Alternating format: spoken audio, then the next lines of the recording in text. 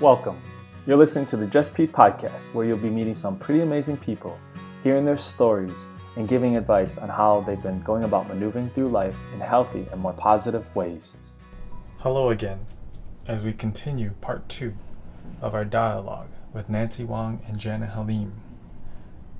In part 2, we dissect further into You Are Enough. You were like one of the first people that created, am I correct, with Asian women? Yeah, so the nonprofit that I work for right now as the communications manager is, it's Asian Women United of Minnesota, and I was one of the founding members and on the first board of directors. That really kind of shows my age, I think, because that was a long time ago. But I was a young pup in college and had really idealistic goals, which we were able to achieve them. Actually, we wanted to have a domestic violence shelter specifically catered to women of Asian descent, because we saw a lot of Asian women come and go, not easily, but it was difficult for them to get into the shelters, not because the shelters didn't welcome them necessarily per se, but just because of language barriers, cultural barriers. Sometimes it was hard for them to get into the shelters. When they got into the shelters, we found that they quickly, just like a revolving door, got out because they didn't feel comfortable there. Not that people didn't try to welcome them, but just because, again, different language, different culture, even like different kinds of foods that were being served at the shelters. It made it harder. When you're experiencing trauma, you just need those basic things to kind of normalize you get a sense of normalcy in your life. So food is an important part of it, especially in Asian cultures too. You have a strong correlation to it too. I mean, was that intended, or was that obviously you continue to have a relationship with it, so. Yeah, all my life, even as a girl, as a child, I always felt really passionate about women, girls. I don't know what it was. I always felt it was so important for women to be happy in marriage, to have a sense of who they are, to have a career. I don't know where that came from. So when I actually learned about the Baha'i faith, that was one of the core teachings of the Baha'i faith that I became very attracted to, which is that we can't have world peace until there's equality of women and men. So there's a teaching, actually, an aspect of that teaching that I've read in the Baha'i writings, and that is that really, and this is what I'm excited about too, is that when men can help women to advance, they themselves will be able to fulfill their greatest potential. So that the fact that women cannot be truly, fully, 100% at their potential, men never will be as well.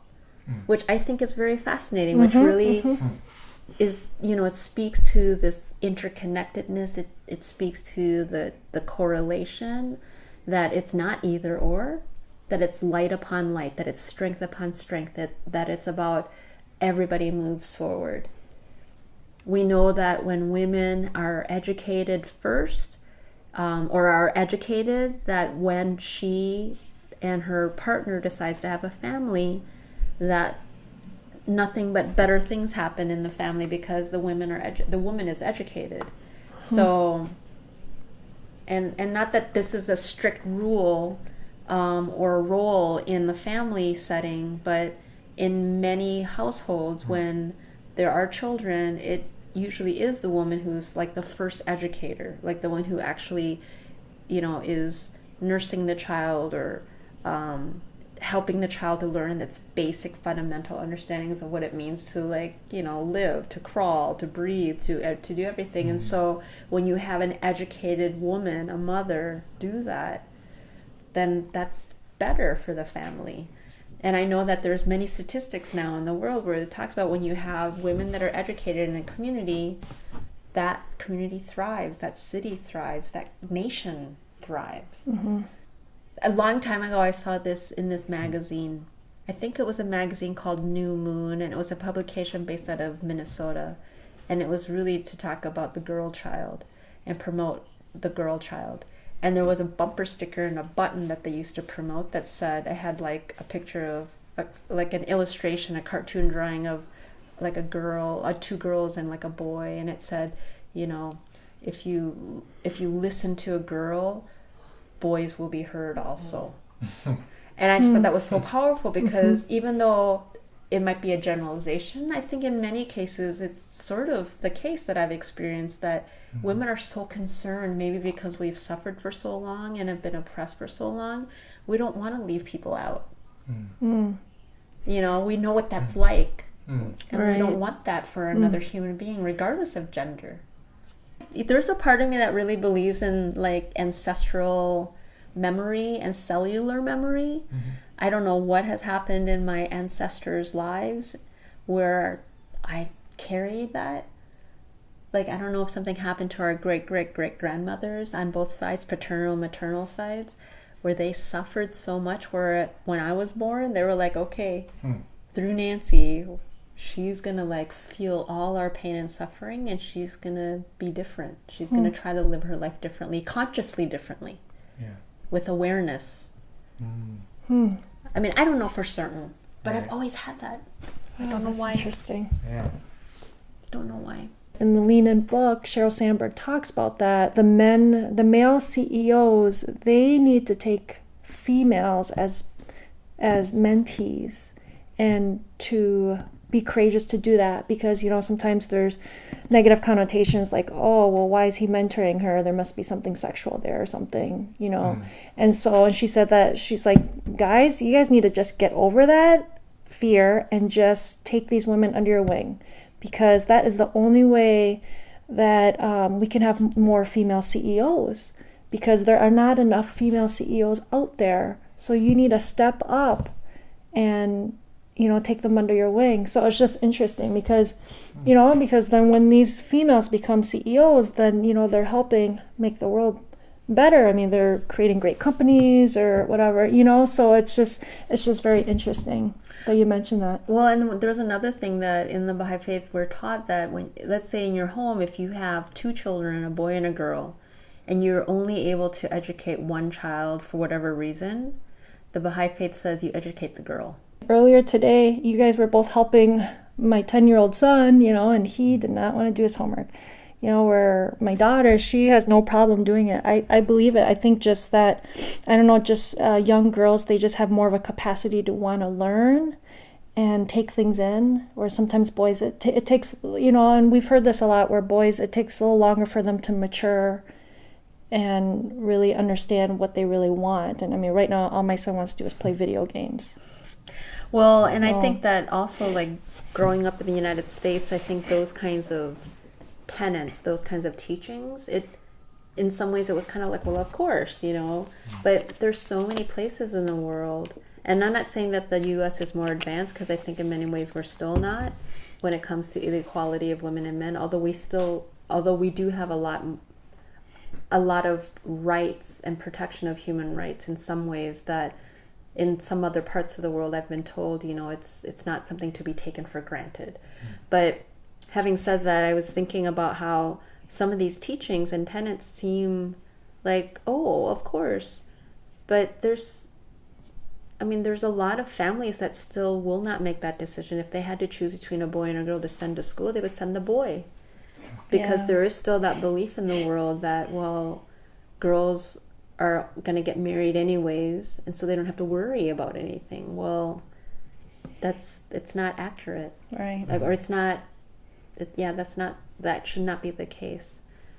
We need to have educated mothers, because with educated mothers, we'll have stronger families. Yep. But then we also need to be able to have true partnership in marriages, and not ones based on fear and domination, but true equality and respect and honor of the different roles and responsibilities within the family system. And not everybody's going to be the same, not everybody does everything the same, but to have that level of respect in each other's roles, like the parents should respect the child and the child should respect the parents. I mean, they seem sort of basic and simple, but it's very complex, very difficult. I think if it was easy, we wouldn't have domestic violence. No. Right. We wouldn't have such difficulties within family systems. Well, the thing I see is, I mean, it comes back to, again, like, a lot of these issues or problems that we're talking about that trickle it into the kids. It's like, you know, the parents, sometimes they don't respect themselves. But speaking of like education, I think it was after reading just some chapters out of Sheryl Sandberg. I was working for this company, Star Education, and I had the opportunity to teach in the classroom, every couple, days a week. And ever since, like reading something about like how girls aren't getting called on, or I noticed I started being more conscientious about that. I think I always, do my best to keep it a variety, and definitely the girl that was trying but maybe needed help with expressing herself in drama or something like that. But I definitely remember at Star, there was this one girl who, she just kept on raising her hand all the time, but she kind of got a little bit like loud, like almost like disturbing, disrupting the class. But she really was trying. And last time she would like say, and it was completely off. It wasn't like, yeah. But I still called her, I still called upon her, and whoops, my watch. I would still give her a chance, and then it was funny because some of the boys would be like, "Why are you always calling her?" or whatever. But as you're saying, like, I was gonna ask, what are some things that people can do, or what are specific things that men can do?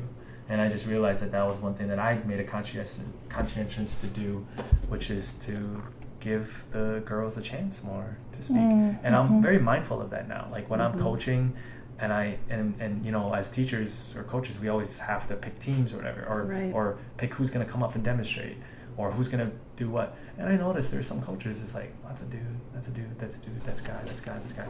And I'm like, why don't you pick the girls? Yeah. Right?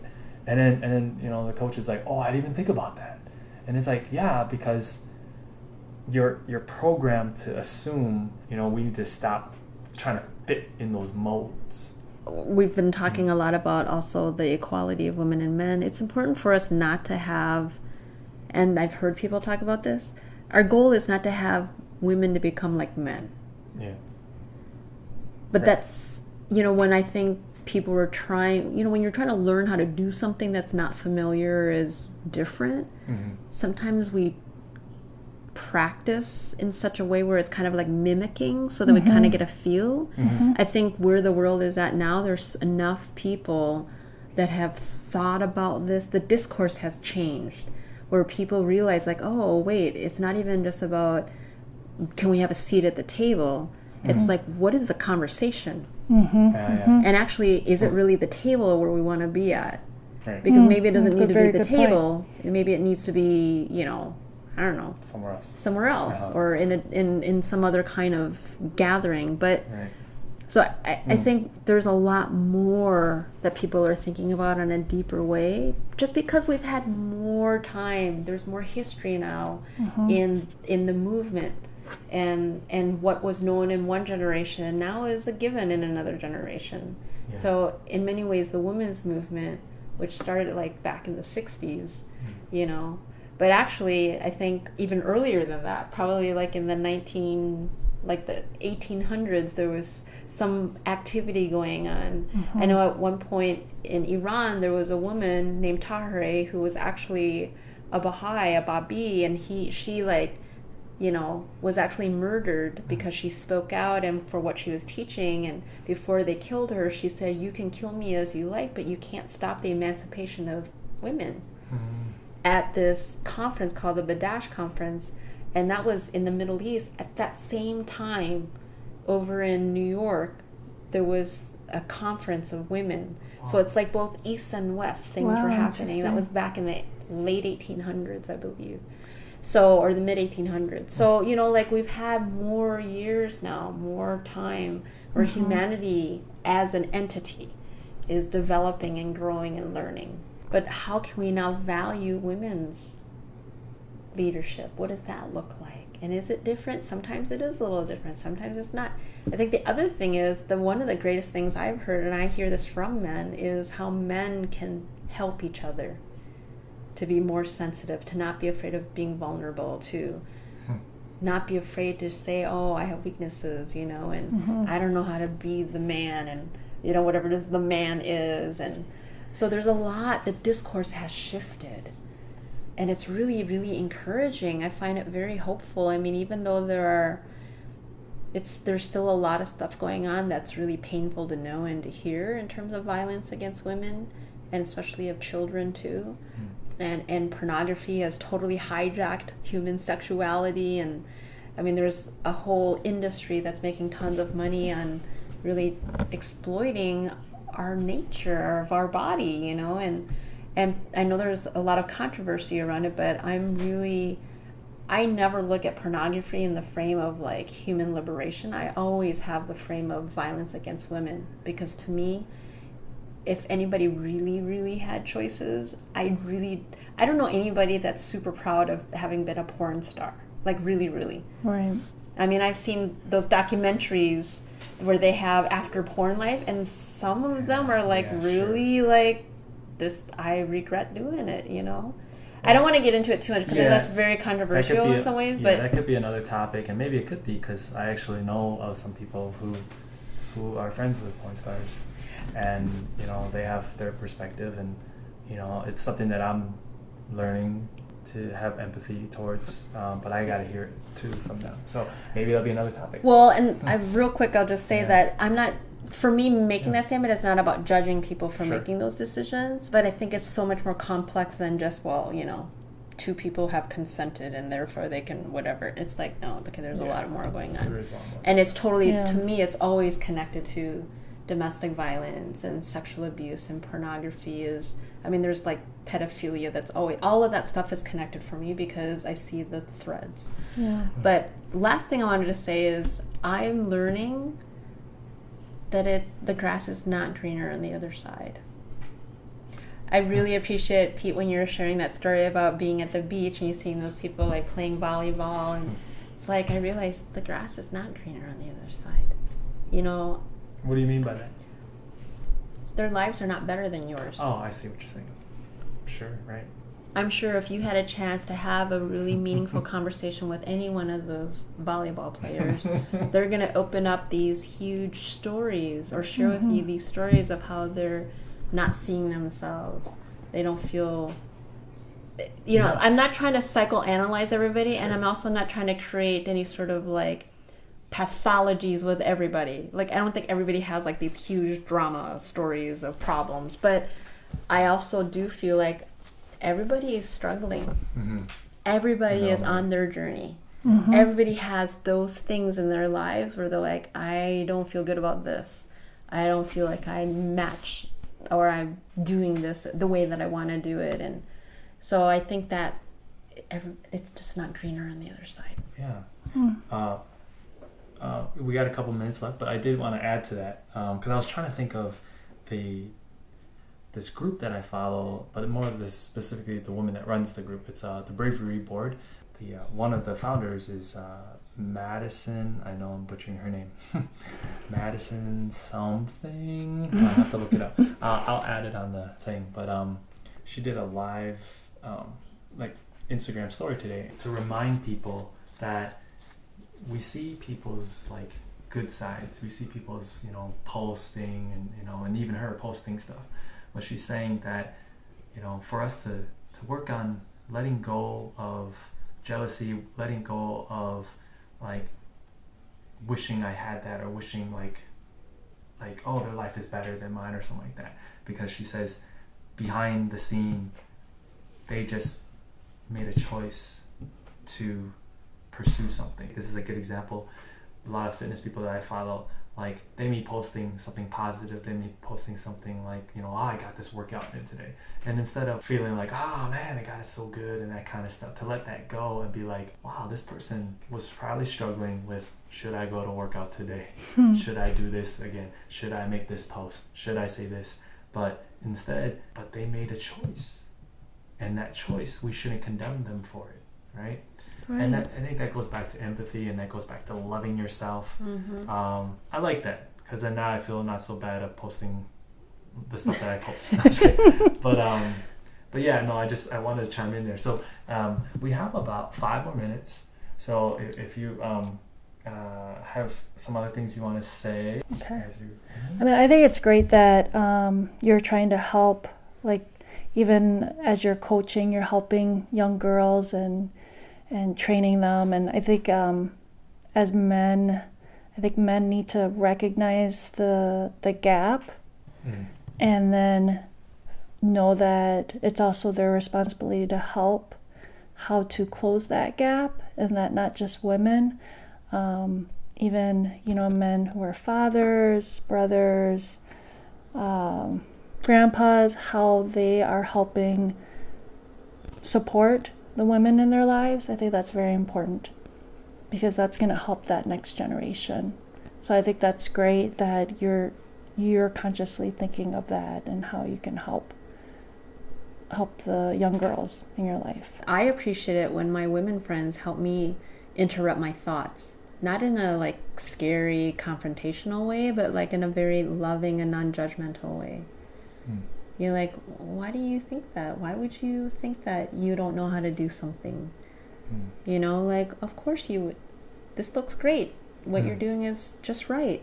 And it doesn't have to be any different. I think when men can do that with each other too, that's important. Through my martial art group, I found some men that are actually Open. very open and empathetic, and fathers that I've been spending time with, or even the ones that don't have kids but are trying really hard to persevere through their demons and that kind of stuff. We need more. Yeah. We need more places in the world where people can just be. I found it with men, but now I'm finding it difficult to define women that don't, you know, either see me as too sensitive or not manly enough. You know, that's been my challenge is to be genuine, be vulnerable. Because I actually got a compliment. You're one of the only guys that I've met that's vulnerable. I'm like, yes. Yeah. But then they're afraid. Because they're just not used to it. It's not something, you know, I'm doing air quotes of normal for men to be like that. But the more you do that and you share it and help other men to do that, the more that women will be receptive to it, where it's not something strange and different. I always had this experience where when I'm not looking for a car, to buy a car, I don't really pay attention to all the car brands and models. But then when I'm really looking and I'm focused, I realize, oh my God, like I can see a mile away what that car model is. I'll be like, I don't know a lot about it. The same phenomenon happens like when you've never really gone to any country and then all of a sudden you'll meet people. Like you decide, or you're like gonna go to that country for work or for some trip or whatever for some reason, and then all of a sudden it's like everywhere you go. So before I'd never gone to Kazakhstan, I didn't know anything about Kazakhstan, but when I had this opportunity to go to Kazakhstan for some project, it was like everywhere I went, everything I saw, oh my God, there was Kazakhstan. I would meet people. I would see something on the news. I'd be more aware of it, right? Yeah, so I always think it's similar when, you know, it's true. When you are honed into a particular aspect of yourself, you're like, oh, the more vulnerable I'm not afraid to be, the more likely I will meet other people who will also be like that. Yep. And then the more that I will meet people who are capable of being at that same level. Because the truth is, the world wants us to be asleep. Yeah. And that's not a good place for us to be. The world. The world. Oh, okay, not the universe. Okay. Not the universe, the world. Okay. Right? Because look what's happening. Yeah, all this stuff that's going on right now. It's sick. It's ugly. Because in a world that's more conscious, we wouldn't allow that stuff to go on. Right. Right? Yeah. Sometimes it's hard to be really awake. Sometimes you have to be alone. Moments, not always. Just moments. The Alchemist, the writer of Alchemist, he has this beautiful quote about the universe and how the universe is just looking for a way to find you. You just have to get out of the way and let it find you. Yeah, so I think that's something that I really admire. But is there something that you like to leave with the audience that maybe could? I think it's really figuring out what is the universe trying to tell you, and listen and go after it.